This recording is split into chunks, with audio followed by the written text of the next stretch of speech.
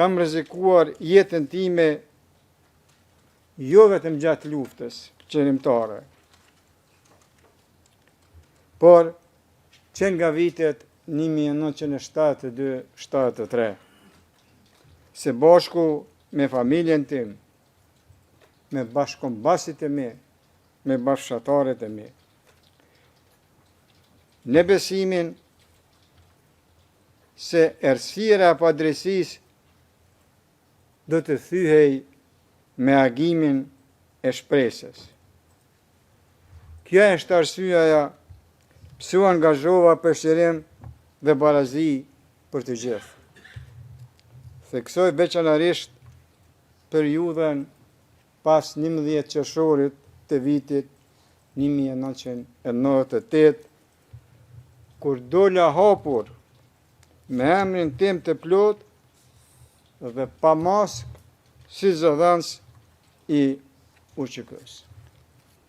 Rreziqet ishin të jashtëzakonshëm, por nuk u shqetësova për sigurinë time, sepse me udhëheqte përkushtimi im ndaj të gjithë qytetarëve të Kosovës dhe armërisë së tyre. Sot ndodhem në vitin tim të 16 të burgimit, vetëm se luftova për liri pavarësinë e popullit tim. Thash në vitin e 16, se 10 vite e më tepër burg i kam kaluar nga viti 1981 deri në vitin 1991. Të kesh kaluar 16 nga 75 vitet e jetës në burg dhe të jesh privuar nga ajri i lirisë, nuk është diçka e vogël, është diçka e madhe. Dalja ime publike me 11 qershor 1998 tregoi se isha kundërshtar i politikave gjenocidale të Serbisë dhe ndodhi pak kohë pas masakrave serbe në Qerez, Likoşan dhe Prekaz, ku humbën jetën 83 njerëz, shumica prej tyre fëmijë, grade të moshuar, të pamatosur, të vrarë në shtëpitë e tyre. Kjo vrasje brutale shënun një pikë these të ndërgjegjes për një brez të tërë shqiptarësh. Çfarë më shtyri të ndërmarra këtë akt jashtëzakonisht të rrezikshëm për atë kohë? Robëria e gjatë, persekutimet, mbimet, dhunimet, burgimet e shumta dhe ekzekutimet e pandërprerja dhe vrasjet që shënuan gjithë shekullin 20. Këto akte mizore nuk me thyer, përkundrazi, me bën të vendosur që drejtësia të mos thyhet mbi shpinën e tiranisë që përjetuam. Dashuria për jetën dhe lirinë me bëri ta marr këtë rol. Një njeri nuk zgjedh lehtë rezistencën, ai zgjedhat kur çdo derë tjetër drejt dinjitetit është e mbyllur.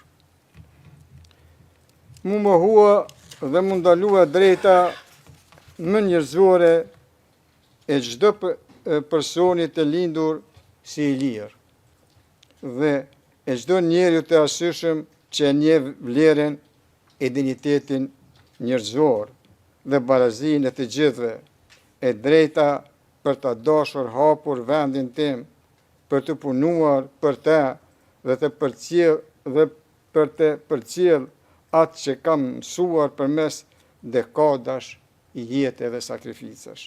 Për këto virtyte u prangosa me 4 nëntor 2020. Akuzat e prokurorisë kundër nesh dhe UÇK-s janë ndërtuar mbi narrativat e atyre që shkaktuan disa luftra në gjithë Federatën Jugoslave brenda një dekade të vetme. Nuk besoj se kjo akuzë i shërben ndonjë drejtësie, e sidomos jo drejtësisë që shoqëritë demokratike pretendojnë ta mbrijnë. Drejtësia nuk mund të ndërtohet mbi gjuhën e ish shtypsve. Ajo duhet të qëndrojë mbi prova të besueshme dhe mbi të vërtetën. Padrejtësia e këtij rasti është e shkruar në vetë akt akuza. Mua atribuohen role, autoritet dhe përgjegjësi që nuk i kam pasur kurrë. Kjo nuk ishte çështje dallimi në interpretimin e fakteve. Ishte shpifje. Figura e përshkruar në dokumentin e prokurorisë nuk është njeriu që qëndron sot para jush. Jam mirënjohës ndaj atyre dëshmitarëve që erdhën këtu dhe patën guximin të thonë të vërtetën për atë se kush isha dhe kush nuk isha.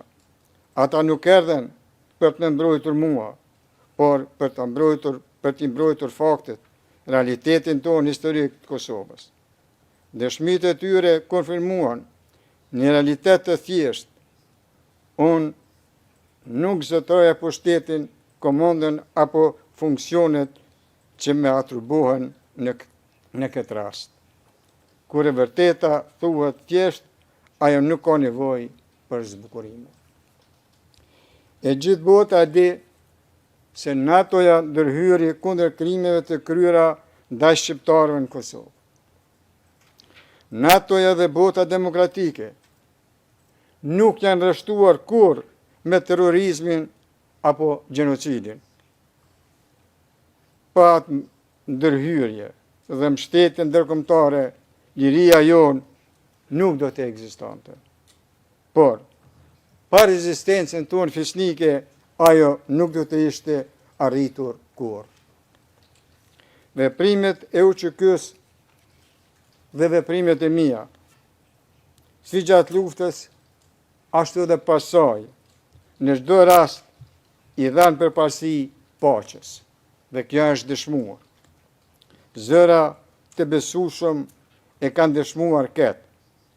Ne qëndrojmë sot këtu pa drejtësisht, por historia do ta kuptoj pse vepruam, jo vetëm faktin se jemi të akuzuar.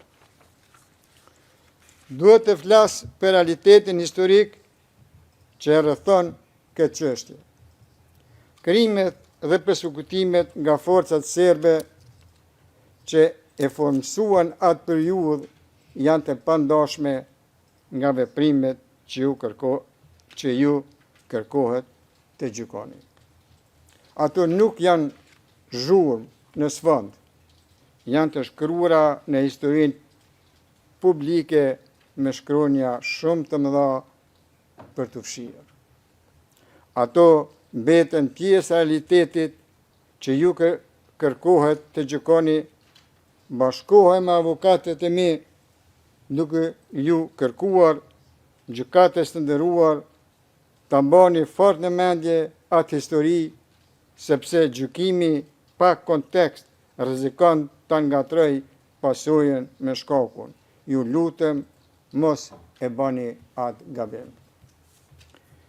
Lufta jonë nuk ishte unike në histori.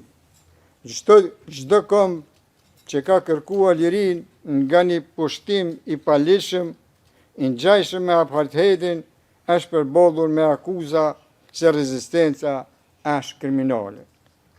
Megjithatë, e drejta ndërkombëtare pohon se popujt që rrezikojnë persekutimet sistematik nuk janë armiq të drejtësisë. Ata po vendosin në pa pikërisht parimet mbi të cilat qëndron drejtësia. Brezi ynë kishte një vizion, jetën në liri, barazin, demokracin, sundimin e ligjit. Ishte ky vizion që udhëhoqi luftën e cila kulmoi me shpalljen e pavarësisë së Kosovës me 17 shkurt 2008.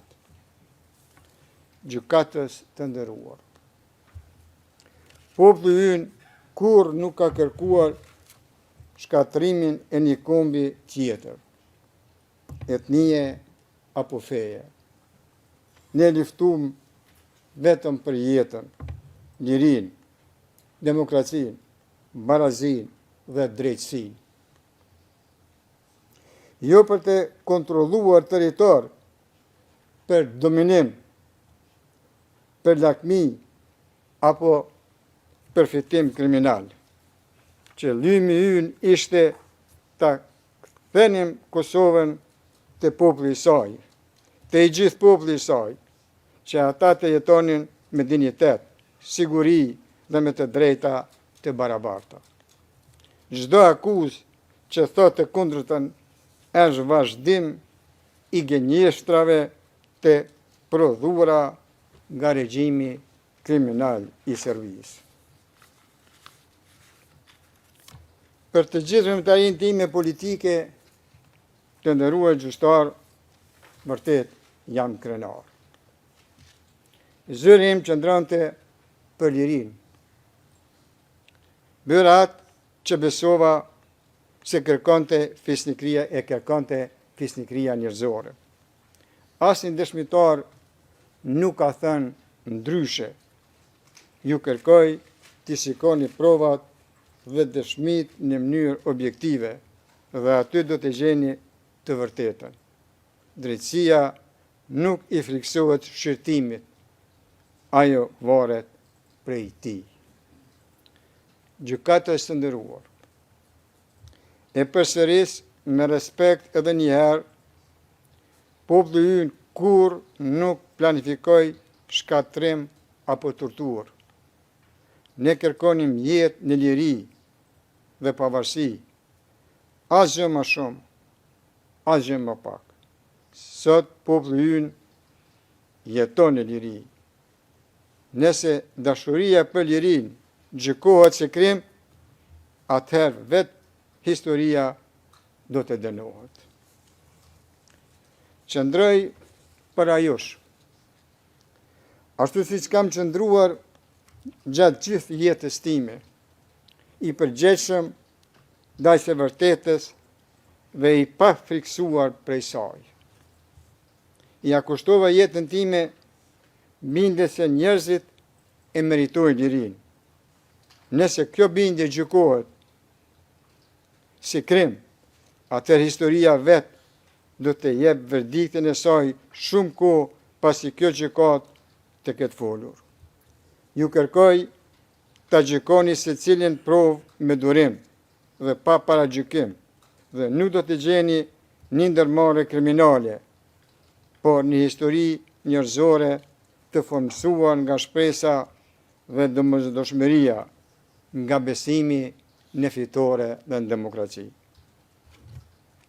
Nëse kjo bindje për lirinë tonë gjykohet drejt këtu, atëherë drejtësia jo do të më shërbej mua, por do të nderoj parimin që krijoj këtë gjykatë.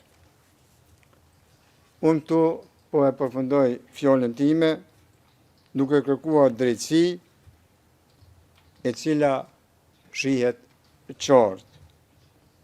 Faleminderit për vëmendjen tuaj. Thank you, Mr. Kresny. Faleminderit, zoti Kresniqi.